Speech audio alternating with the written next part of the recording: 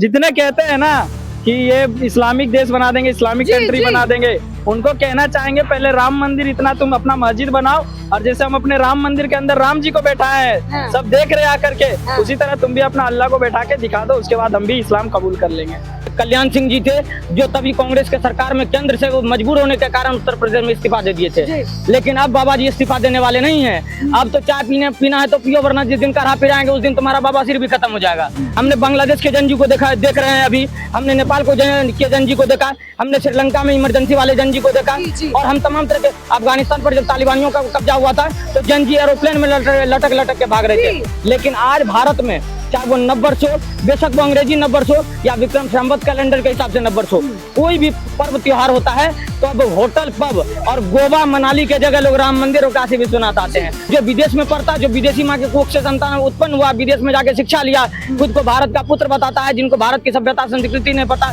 जिनको उपनयन संस्कार नहीं पता, लेकिन कोर्ट में भी जनेऊ दिखा देते हैं कि देखिए हम सबसे बड़े जनेऊधारी हैं। हमने कांग्रेस शासित प्रदेश और कांग्रेस शासित भारत भी देखा, और अब हम बीजेपी शासित, भाजपा शासित और खासकर योगी शासित उत्तर प्रदेश देख रहे हैं। तो बाबा जी का कोई जवाब ही नहीं है। पूरे भारत में और पूरे अब तक के सबसे पसंदीदा मुख्यमंत्री हैं योगी जी, इसीलिए भी मुख्यमंत्री योगी जी पसंदीदा हैं कि ये कहते हैं कि अगर कोई राम मंदिर की तरफ उठाएगा तो उसको कब्र में सीधे लिटा देंगे। है राम हमारी यूपी में है, श्याम हमारी यूपी में, शिव की काशी है यूपी में, रहते सन्यासी यूपी में। लेकिन ऊपर वाला तो ठीक है कि है राम हमारी यूपी में है, श्याम हमारी यूपी में, लेकिन लास्ट वाला चाहेंगे शिव की काशी है यूपी में, बुलडोजर वासी यूपी में।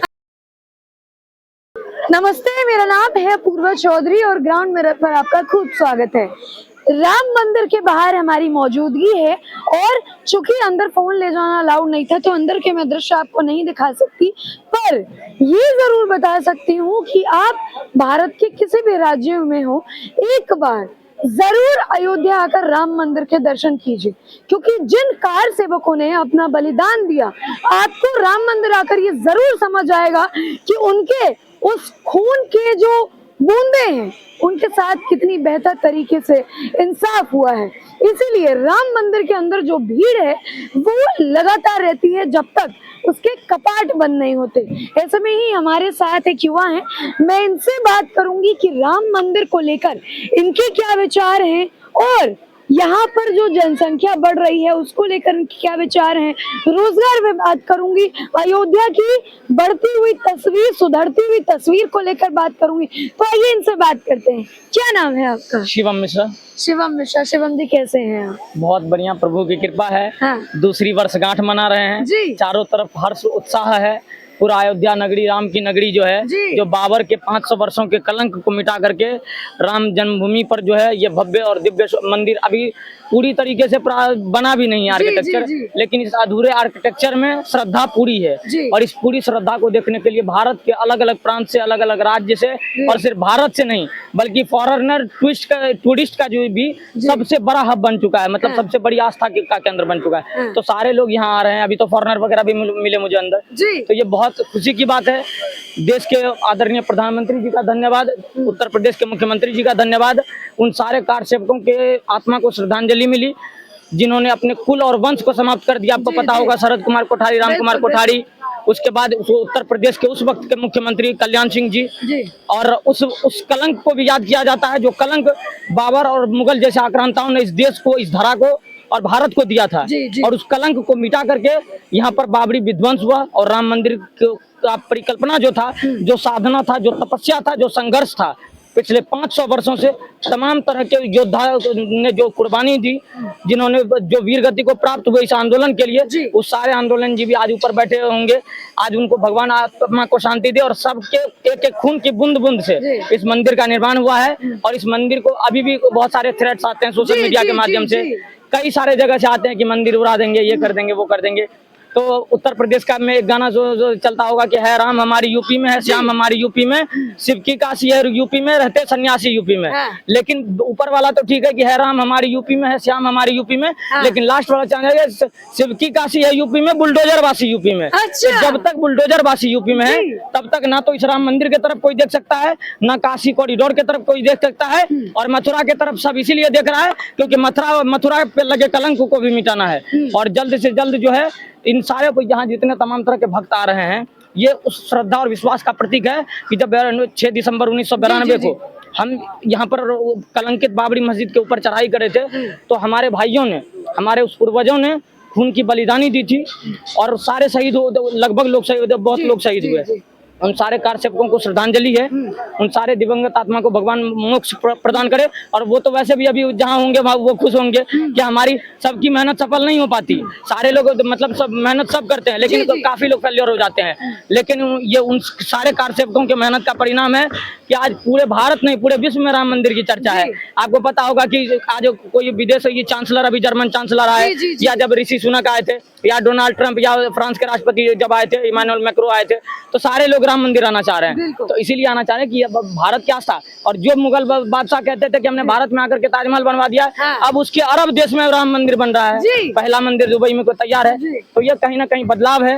ये सनातन के प्रति जो कहता था कलयुग चरम पर है, लेकिन कलयुग को भी त्रेता कैसे बनाया जाता है, ये उत्तर प्रदेश के मुख्यमंत्री योगी जी से समझ सकते हैं आप। अच्छा शिवम, एक बात बताइए, जैसे अयोध्या में राम मंदिर बना, टूरिस्ट आते हैं, क्या लगता है आपको पिछले 2 साल में अयोध्या की कितनी दिशा और दशा बदली है राम मंदिर की वजह से? देखिए, मेरा उम्र 22-23 साल के आसपास है। इससे पहले मैं 14 से पहले एक बार अयोध्या आया हुआ था बड़े लोगों के साथ। तो उस वक्त सिर्फ हनुमानगढ़ी का दर्शन हुआ था और राम मंदिर का दर्शन इसीलिए नहीं हुआ कि उस वक्त राम मंदिर था नहीं, इनकी अस्तित्व नहीं थी। एक टेंट में राम लला थे, लेकिन आज टेंट से इस महल तक का सफर में संघर्ष को सब जान रहे हैं। तो उसके बाद आप कहते हैं कि रोजगार व्यापार को लेकर के आप देख लीजिए, एक एक माले का दाम 20-20 रुपए है, एक एक प्रसाद का दाम, तिलक लगाने वाले दिन के 5,000 रुपए कमा रहे हैं। तो वो सारे लोगों के मुंह पर तमाचा जो कहते हैं कि मंदिर से रोजगार नहीं मिल रहा है, उन सारे लोगों के मुंह पर तमाचा है। और मंदिर के आसपास भारत, देखिए, उत्तर प्रदेश की दो समस्या आ रही थी। एक तो बाबरी का कलंक, दूसरा डेमोग्राफिक चेंजेज। अभी भी आपको पता होगा कि अयोध्या के आसपास तक तो ठीक है, माहौल एकदम भगवा में लगेगा कि एकदम योगी जी का है। लेकिन जब इसके आसपास लखनऊ, कानपुर की साइड जाएंगे, बाराबंकी, सुल्तानपुर के साइड जाएंगे, तो आज भी अवैध घुसपैठियों का वो अड्डा बन चुका है कि आज पुल के नीचे टेंट लगा करके हैं, फिर पुल के नीचे घर बनाना शुरू कर देते हैं, ये सारे अवैध। लेकिन अब उत्तर प्रदेश में तो देख ही रहे हैं, पूरे भारत में और पूरे अब तक के सबसे पसंदीदा मुख्यमंत्री हैं योगी जी। इसीलिए भी मुख्यमंत्री योगी जी पसंदीदा हैं कि ये कहते हैं कि अगर कोई राम मंदिर की तरफ उठाएगा तो उसको कब्र में सीधे लिटा देंगे। तो यहाँ पर औरंगजेब,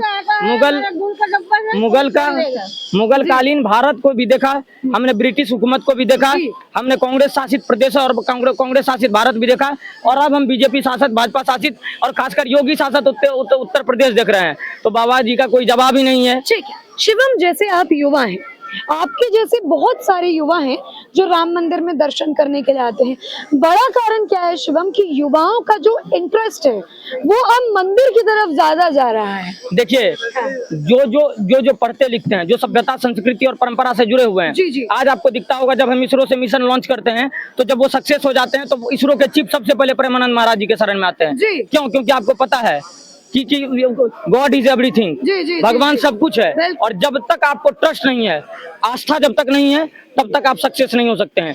बहुत सारे बहुत अभी 10वीं में 10 बार फेल होने वाले व्यक्ति राम मंदिर पर सवाल करते हैं, राम के अस्तित्व पर सवाल करते हैं। अभी आपको बात कर रहे हैं आप?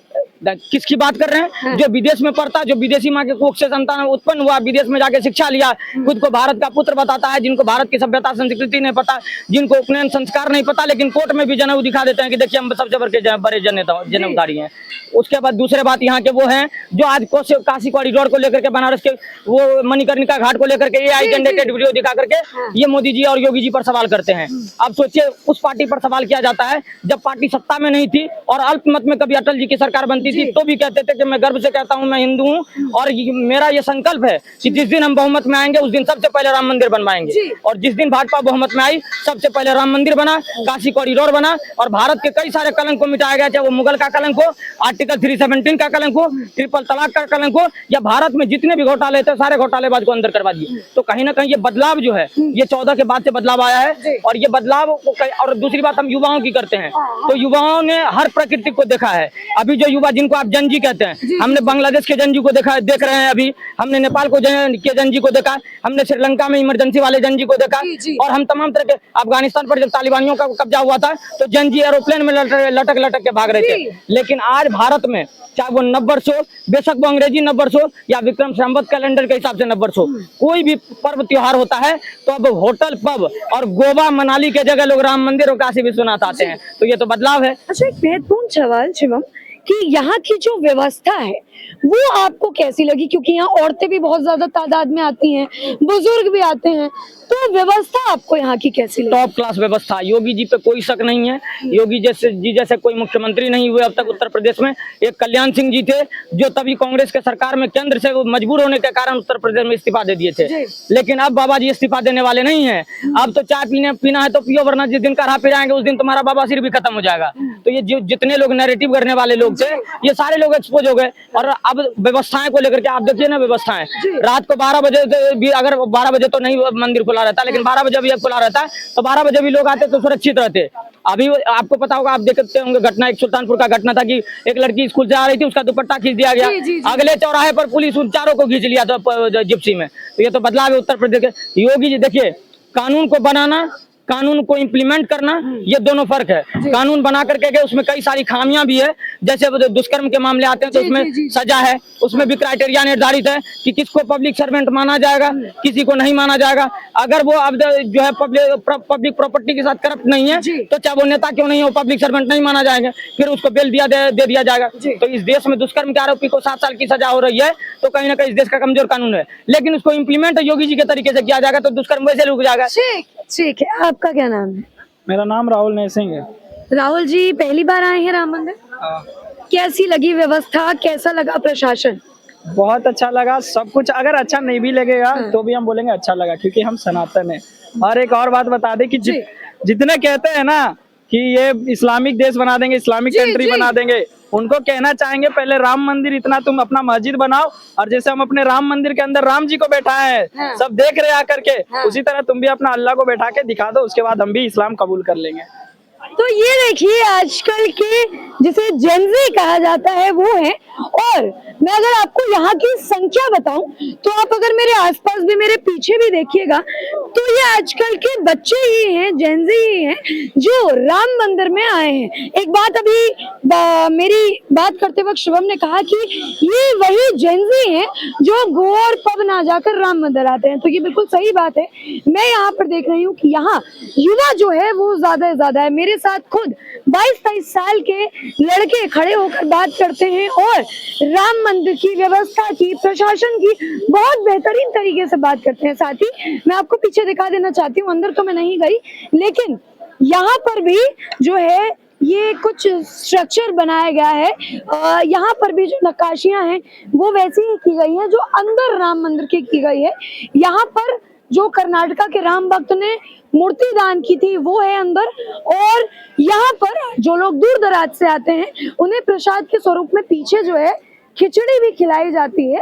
और यहाँ सब आप लोगों के हाथ में देख भी रहे होंगे कि उनके हाथ में खिचड़ी है जो लोग खा रहे हैं। इधर भी आप देख सकते हैं कि लोग जो है खिचड़ी खा रहे हैं। ये वही प्रसाद है जो लोग दूर दराज से आते हैं या पास से भी हो तो उनके लिए खिचड़ी है और एक छोटा सा प्रसाद का पैकेट दिया जाता है। बहरहाल आज हमारी टीम की मौजूदगी राम मंदिर में है और मैं आपको सच में नहीं बता सकती कि अंदर जो हमने अनुभव किया वो कैसा दृश्य था। तो आपको ये वीडियो कैसी लगी आप हमें कमेंट सेक्शन में जरूर बताइएगा, और अयोध्या आए हैं तो राम मंदिर के दर्शन जरूर कीजिएगा। बहुत शुक्रिया।